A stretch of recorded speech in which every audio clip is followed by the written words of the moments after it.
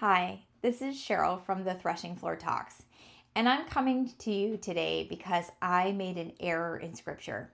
So I always thought that the story of Jericho was the end, right? That once Jericho was destroyed, it was forever, that it would be a permanent desolation similar to Sodom and Gomorrah.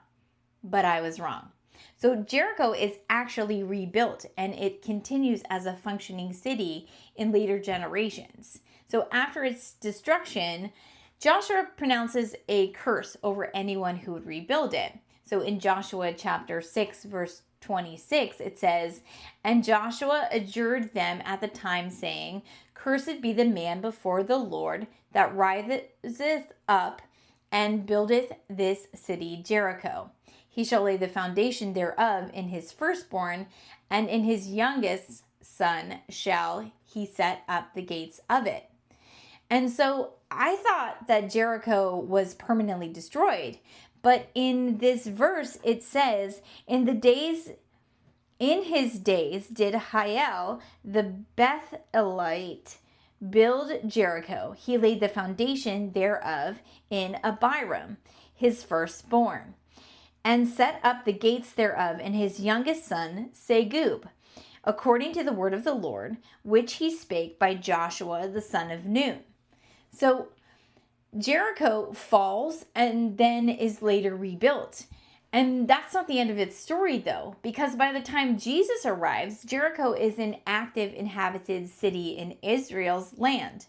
So in the Gospel of Luke 19, verses 1 and 2, it says, "And Jesus entered the city and passed through Jericho, and behold, there was a man named Zacchaeus, which was chief among the publicans, and he was rich." So what originally to me looked like final irreversible judgment of a city was actually a city that was judged. It fell, and then it was rebuilt and continued through history right up until the time of Christ. And in fact, Jericho still exists today in the West Bank. So here's the question. If Jericho was judged, destroyed, and rebuilt, and still fully active in the times of Christ, what assumptions are we making today when we read judgment language in Scripture?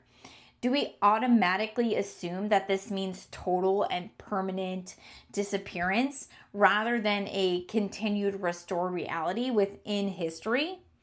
So Jericho forces us to kind of slow down and actually read what the text is saying, not just assume what we think it means, because sometimes scripture doesn't fit our categories as cleanly as we expect. And that's why we need to be willing to re-examine what we thought we understood. So if this video blesses you, I hope you take the time to share it around with somebody who studies the word. And drop a comment below. What is something in scripture that you've had to go back to and realize you were reading differently than you thought it should? Thank you, and have a wonderful and blessed day. Thank you for joining me today. Remember to stay curious, root yourself in truth, and keep harvesting wisdom. If this video blessed you, I hope you will share, and don't forget to like and subscribe. We'll see you on the next video. Have a blessed day.